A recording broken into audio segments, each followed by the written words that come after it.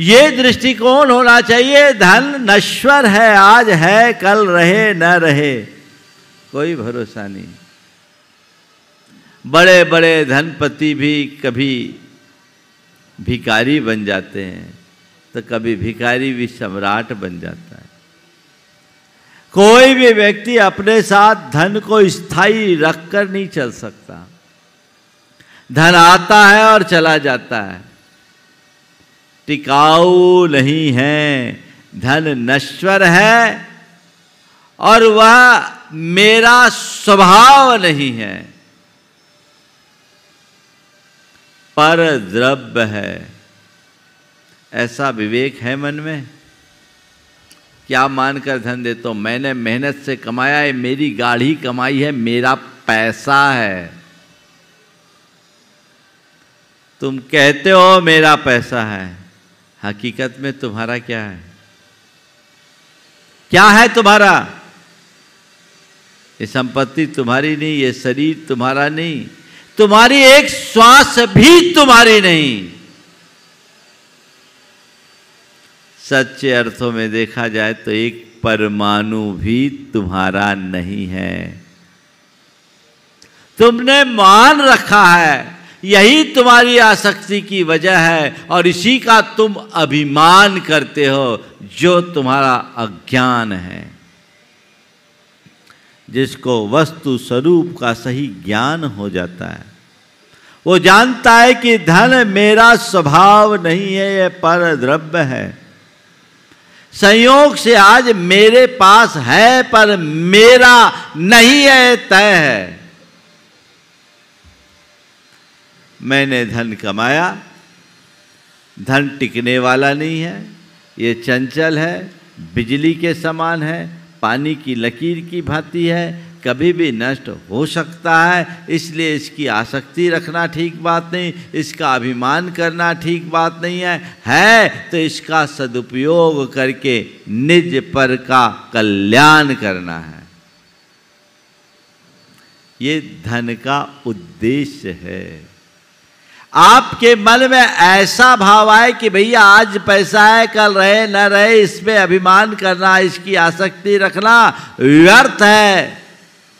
कुछ अच्छा काम कर लो, अपने अंदर की उदारता को बढ़ाने के लिए, अपने अंदर के अभिमान को गलाने के लिए, अपने अंदर की आसक्ति को मिटाने के लिए और हृदय में सदा से बढ़ाने के लिए दान करो। इसमें निज पर का उपकार है।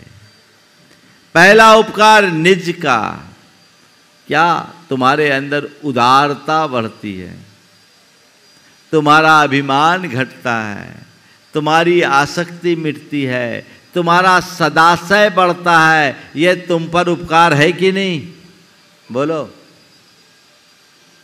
और पर का उपकार, उसका कष्ट निवारण होता है, उसकी जरूरतों की पूर्ति होती है, उसका दुख मिट जाता है, उसकी पीड़ा हर जाती है।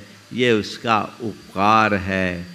तो स्व पर के उपकार के लिए दान दें। अब आप बताइए, अब क्या दृष्टिकोण रखोगे? पहला, दूसरा, तीसरा, चौथा, कौन सा? एक ने कहा महाराज चारों।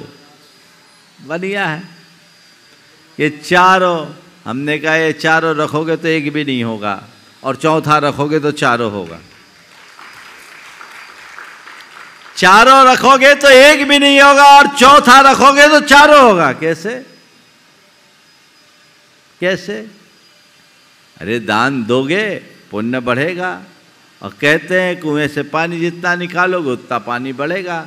और एक अवधारणा ध्यान में रखो, धन तुम्हारे प्रयासों से तुम्हारे पास नहीं टिकता, धन तुम्हारे पुण्यों से तुम्हारे पास टिकता है। और पुण्य भावों की निर्मलता से प्रकट होता है, मन की उदारता से होता है। और तुम उदार मन से जब दान करोगे, तुम्हारे पुण्य की वृद्धि होगी। उस पुण्य की वृद्धि के फलस्वरूप तुम्हारे अनुकूल संयोग बनेंगे, और अनुकूल संयोग बनेंगे तो धन धान्य की समृद्धि तो होगी ही होगी। लेकिन एक सच्चे दानी में और एक लौकिक दानी में इतना ही अंतर है। लौकिक दानी दान देकर दान को गिनाता है और देखता है मेरा पैसा कितना बढ़ा, उसी हिसाब से वो अगले दान की प्लानिंग करता है। और जो सच्चा दानी है वो दान देता है, अपने जीवन को कृतार्थ करने की भावना से देकर भूल जाता है,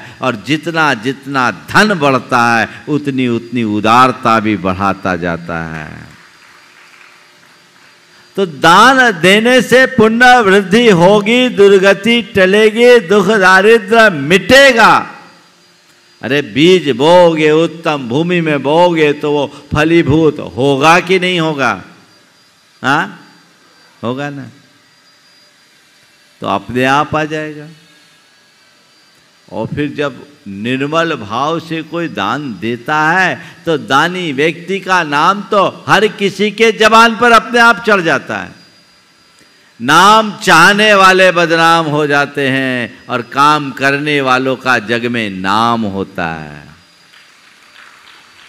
नाम चाहो मत, काम करो, ऐसा काम करो कि लोग तुम्हारे नाम को भूल ना पाए। आजकल लोग काम तो कम करते हैं, नाम ज्यादा चाहते हैं। अगर आपने सच्चा भेद विज्ञान घटित किया, वस्तु स्वरूप को आपने जान लिया, तो आपके लिए ये सब बातें औचित्य विहीन होगी। एक ही बात सोचोगे कि मेरे पास है वो मेरा नहीं है मैं उसका कस्टोडियन हूं, इसका सदव्यय कर लूं। बहुत सारे लोग हैं मेरे संपर्क में, बहुत दान देते हैं, जब भी दान देने का मौका है पहले से तैयार।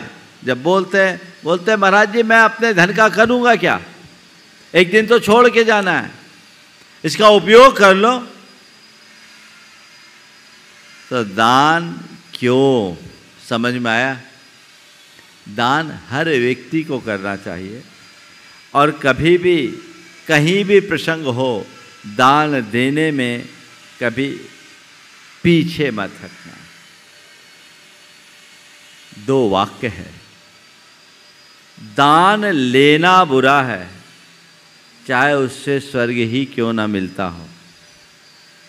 दान लेना बुरा है, चाहे उससे स्वर्ग ही क्यों ना मिलता हो। और दान देने वाले के लिए चाहे स्वर्ग का द्वार ही क्यों बंद ना हो जाए, फिर भी दान देना धर्म है।